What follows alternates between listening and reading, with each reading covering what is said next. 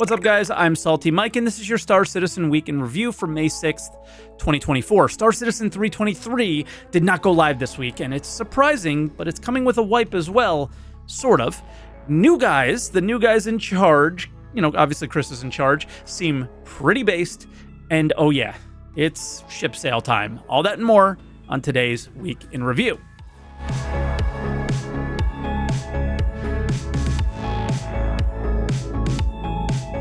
And as always, if this is your first week in review, this is where I take all of the official Star Citizen news and put it into one video and share some of my opinions about it. I also live stream on Twitch, twitch.tv/SaltEMike. Stop by and say hello. You guys keep doing it, and it's really awesome. We don't have any sponsors today, so I'll take this time to let you know if you want to go above and beyond, and some of you have in recent months.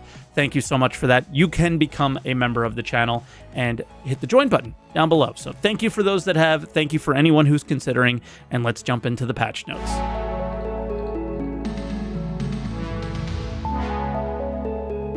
And we had another week with 5 patches, and we'll start out on Monday with the PTU. They did some typical updates they've done with distro centers and interior maps in the past, but there are a ton of changes to, something kind of surprising. The Cambio SRT tool, the large FPS salvage tool. It could actually be used to finish salvage missions now, so if you like looting cargo from salvage missions, but don't have a salvage ship, and like smuggling and stuff, you could theoretically complete these missions, gain rep to find better loot without ever using a salvage ship, which is pretty cool. They also added the Cambio's magazines to the crafting station on both the Reclaimer and Vulture. They fixed a weird issue with the Cure Life medical gun, so you can kind of see it now while you're trying to manually deal with your ailments. And lastly, this is a big one, they added a second screen to Lorville, and you can buy ships that were previously sold for real money, but were not in the PTU, and they were supposed to be based off of the metrics that they've told us, the next major patch, things like that. So really good team effort there by members of my community and others on Spectrum, because I think they forgot about them, so we got that in there. And I almost forgot we had a surprise, 2 new vehicles that are going to be for sale. We'll find out more about those later. The Mirai Pulse and the Mirai Pulse LX just were randomly on the Grav Royale map, and yeah, they look kind of cool, but again, more on that later. Tuesday, this was a weird one. They said they reduced the risky salvage mission buy-ins, but I'm seeing the same prices, and the highest I was able to see was a 100k Vanguard mission, so maybe it was reduced from a previous PTU. I'm not really sure what's going on here. Leave a comment down below and let me know if you remember what the previous risky missions buy-in were, because yeah, they're look the same to me, and they also don't really look that much like kind of worth it. They don't really look worth it, but they do have cargo that you could smuggle on them, so I don't know. Outside that, they had a lot of replication layer recoveries during this one, and this patch is when they opened the PTU to all backers.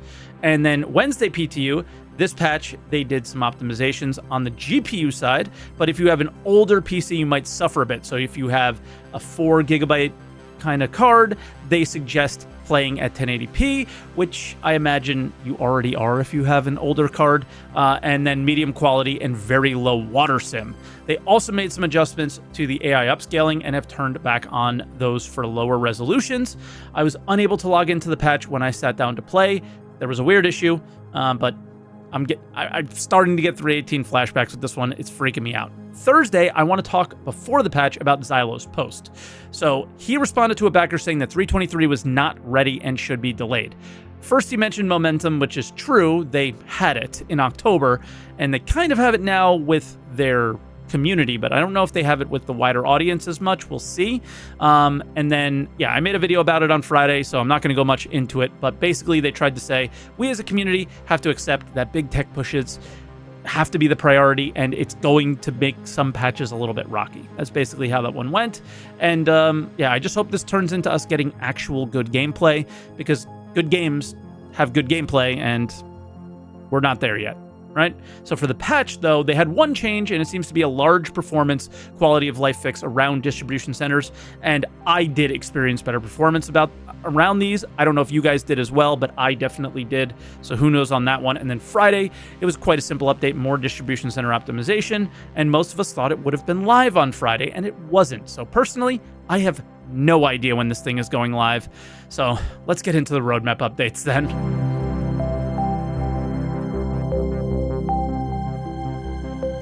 And we're actually going to start out with the progress tracker news, and which is kind of a surprise, to me at least, that we might be seeing an update to it soon.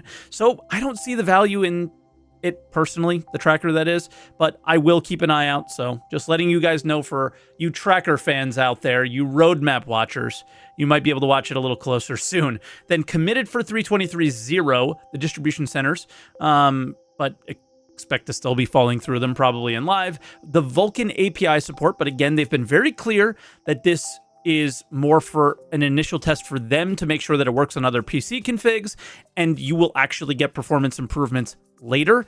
Water sim and rendering improvements have gotten so much better. I honestly didn't think these were going to work out after the first few tests, and they really got better throughout the PTU cycle. Volumetric clouds kind of looked good since Evo, so they're in. Image upscaling, and finally, the replication layer update, which I'm really nervous about, and I spoke about it a little bit earlier. We'll see if they can scale, but it might be a huge mess. And that's really all we have for Roadmap Roundup. Didn't expect it to be a busy one because we're coming right up to a patch. Not going to see much movement right now, but probably some roadmap updates in the near future are going to be quite crazy, because it sounds like there's something exciting coming later when we talk about the monthly report right now, actually.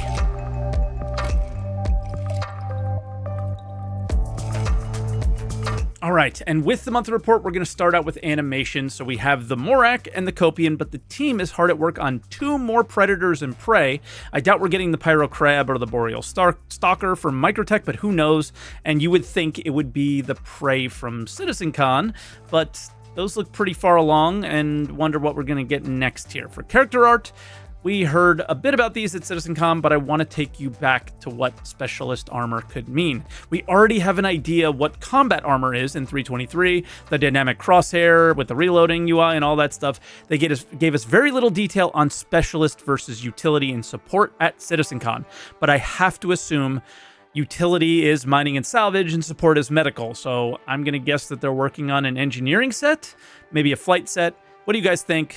Let me know down in the comments below. And they mentioned 4.0 hair updates, like 4.0 is a lock to be the next patch. So that's the first 4.0 mention here. Moving on to ship art, I thought by now the Zeus would be done, but it appears they've only ever really talked about the exterior in terms of how far along they are, and they're kind of figuring things out on the interior.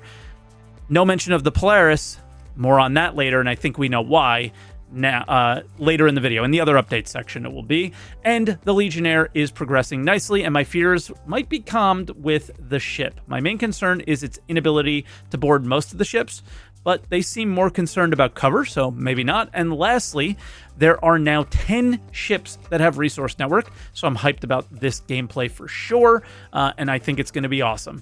Core gameplay pillar, always, there's a ton of stuff here, but most of it was from 3.23, so I'm going to touch on the things that kind of haven't been reported on for months now by us here. So jump points, but more like jump drives and how they function are being looked at, as well as the edges of the tunnel forcing you more towards the center, because I think people were struggling to stay in it in their internal tests, would be my guess. Resource Network was also mentioned, but I don't get this. SCU power, I don't know where they're going with that. I would have to ask a question on that one. The next set of major features are in the works. Life support, filters, kind of working atmosphere, filling faster if it's less dense and slower if it's more dense, things like that. Crafting design was scoped out. I cannot contain my hype for this. If we see even a fraction of more crafting this year, I will be so happy. Please, please be good. Please be good. And a very big piece of the combat puzzle, Maelstrom and Radar things, are in the works as well. For interactables, 2 updates here. They gave a look at last week's sneak peek, the Extinguisher, so maybe we'll be seeing fires on our ships soon like we saw at CitizenCon last year, and something I hope we would already have, proper cargo mission branding. Apparently we do have it in the PTU, I haven't seen it yet. And then mission design. They said here you're going to kind of go to a job board and you're going to move cargo. In a lot of words, they said you're going to move cargo from one place to another. And I think last week we had a lot more detail on how the missions will work. But in the end, I think most people who want cargo just want to move stuff back and forth. So it kind of works out. And they also snuck a huff of copium in there about the dynamic economy. And again, the monthly report, there was a lot more stuff here, a lot of it on 3.23. So if you're super interested, link will be down in the description. So let's get into video updates because we have a lot to go through there as well.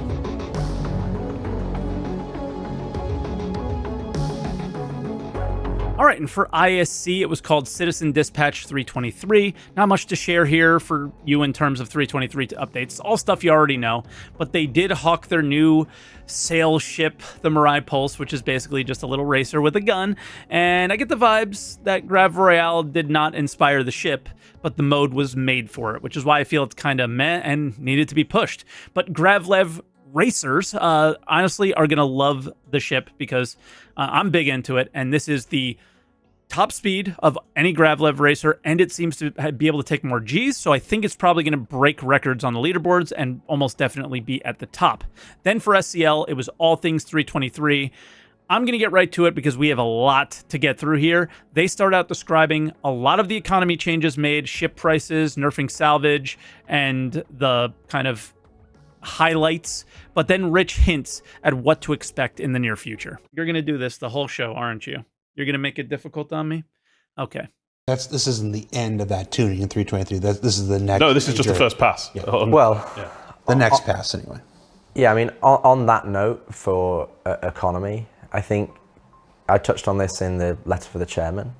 I think a lot of these systems have been around for a long time, like claim timers, insurance, obviously the economy values for missions, and they've kind of were balanced correctly as and when they were done a long time ago. You know, the game's been out for a long time.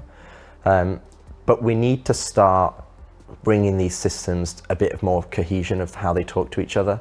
So going forward, you know, I think the players and the community should expect to see, I think, some significant changes to those systems as we move towards trying to create a more cohesive experience in the game. Because I think right now, if you know how to play, if you just take 322 as a good example, if you really know where to go, like JJ said, you can just make millions upon millions. And once you've got so much money and everything is linked to progression with money, you can just buy your way and that's it, right? And you lose the desire or the motivation to keep playing the game. So I think we want to build that motivation in that, you know, okay, I'll go and do this because I enjoy doing salvage and it gives me this reward. So, and then obviously the other side of the coin, we don't really have a lot of money sinks in the game right now. So in terms of insurance, I think, you know, you just claim back your ship blows up, you just claim it back immediately. You die, you know, we've talked about death of a spaceman for a long time, but yeah, we want to start bringing all these systems in place. And I think going forward, we will have some more changes on that front. We as a community have fought so hard for so long on the claim timer front, and I think we've been right. They can't punish players for the game's bad design and bugs, but the big part of that bad design is the lack of gold sinks, so I think at some point they have to get them in. I just wish fuel and repair was the focus for the sinks and not the claiming timers for now. Jared pointed out that there will be a dynamic economy ISC next quarter, and that's exciting also. Then Jared asked a question that anyone who played the game wants to know for 323. Will there be a wipe in 323? Yes, so we're going to look to wipe Alpha UEC and rentals, I believe. And that's purely because if we don't, all of the analytics that we get back from people playing the game are going to be basically false reports because people are going to be using all of their banked cash and it'll just be like, oh, people are just buying all of these now more expensive items, for example. And that then tells us like, oh, do we need to make these more expensive? No, not really. It's just that people are using giant cash reserves that they've been keeping for a long time. So to me, initially, this doesn't make a lot of sense. If they want information, they need to wipe the ships as well, but at the same time, they haven't proven that they can carry ships over from patch to patch yet. So I'm a bit iffy about what I want. Is it time for a full wipe? Probably. Can the people who earn ships in-game have to go through that grind again, now that it's even worse with the game not really getting any better? Probably not. Then Rich was asked if 323 had too many features. I didn't want the transition of features from Squadron 42 into Star Citizen to take like 12 months. Because what it would have done is, first off, people have seen these features for a long time. And if we're spending 6, 8, 9, 12 months getting them over into the game, I think it would have detracted away from all of the features that we want to add to Star Citizen. So I wanted to make sure, and I wanted to push the team to deliver the features into Star Citizen in a good manner so that we could then transition on to the features that are really more specific to Star Citizen, like cargo, like resource network, like base building, like the features that are not going to be in Squadron. So I wanted to make sure that we tried our best to have that to be as shortest period of time possible, so that, you know, there's the old adage, if you've got 4 weeks, you'll take 4 weeks. And I wanted to make sure that we tried to get it in a good manner as possible, so that we can start moving Star Citizen forward. If you have 4 months, it will take 4 months is so true. I don't think the environment to work in should be unhealthy, but I think it's nice to see someone pushing the team to do more.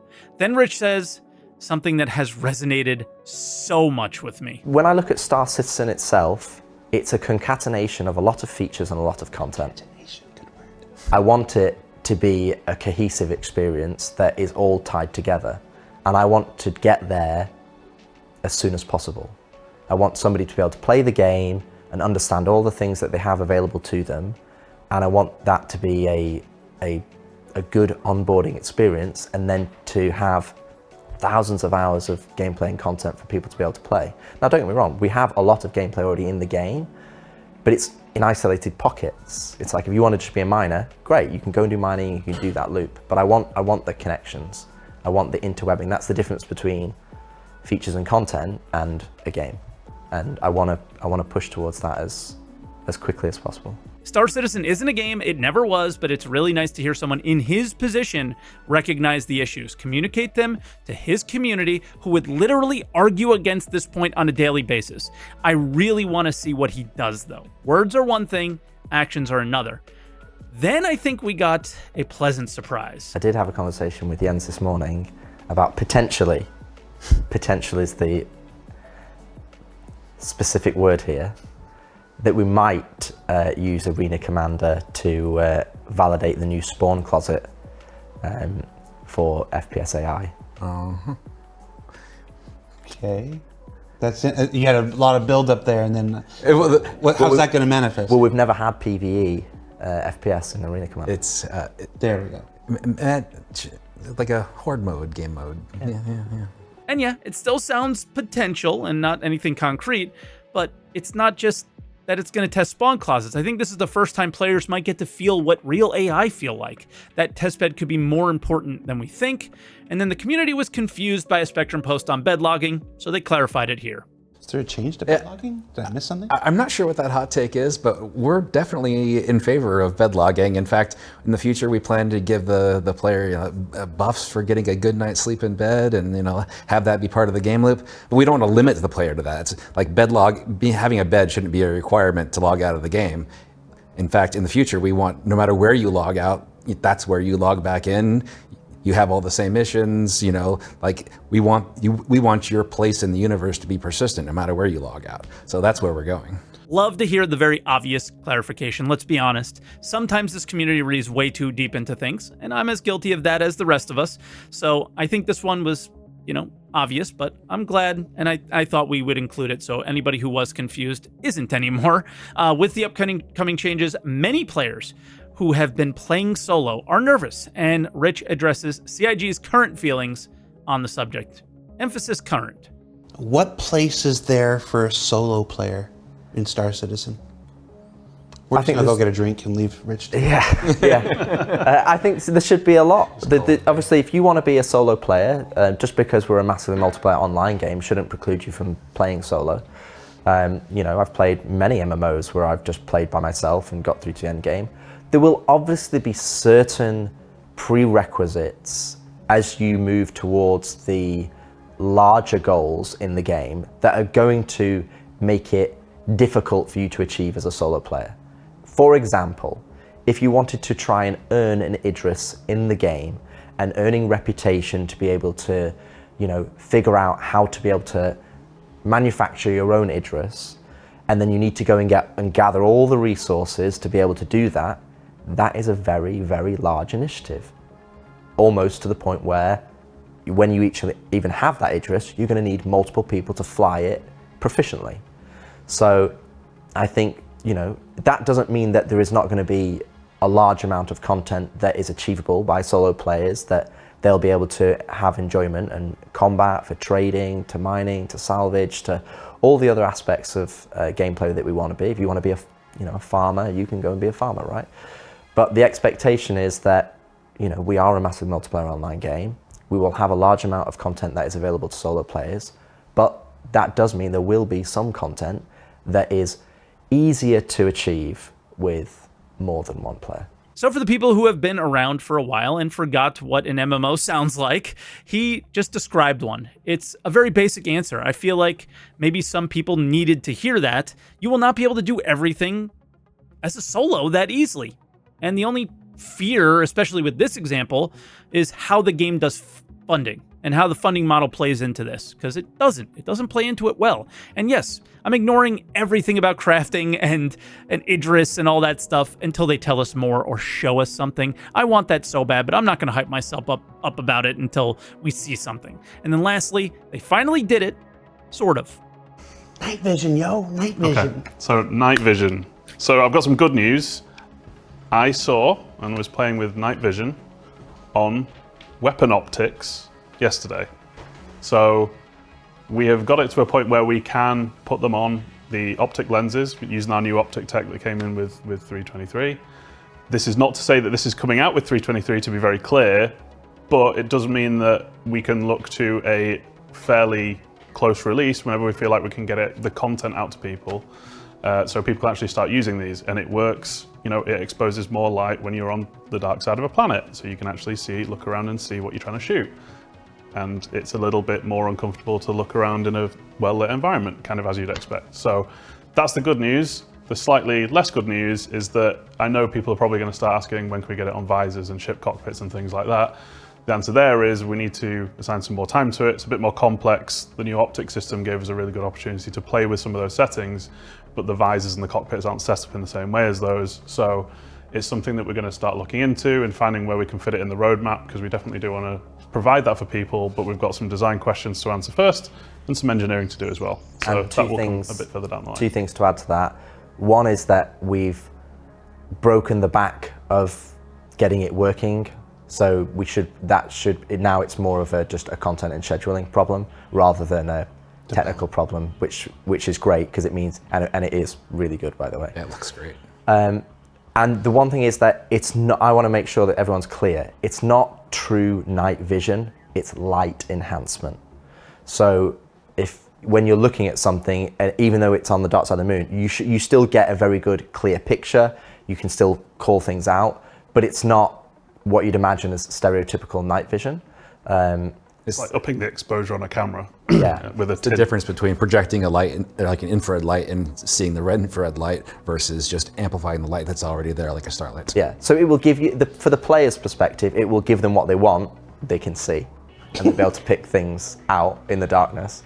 But I just want to clarify, that's what we're working towards, because that's a more achievable solution for us, still gives us what we want, and like JJ said, we do want to then propagate that to the visors. I know that was a long clip for a small feature, I'm sorry, but it's an impactful one, and one many have waited for a long time, so I'm really happy they got it there.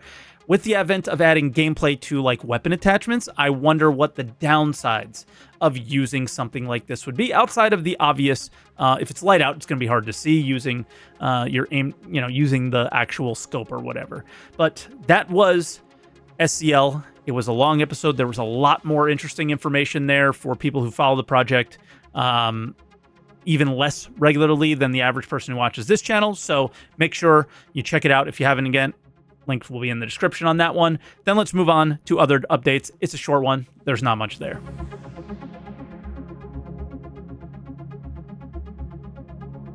All right, we start out with a sneak peek, and this is the first thing from a sneak peek I've ever seen. We've seen it forever in countless marketing materials. Like, what? If you've been living under a rock and don't know what this is how they want us to load and unload our ships. And it also is featured in a mission at the distro centers that you will like move boxes within the distribution center. But I don't think it exists yet. I haven't seen it at least. And then Invictus launch week. They already teased the Mirai LTI token, so we know that's going to be a thing.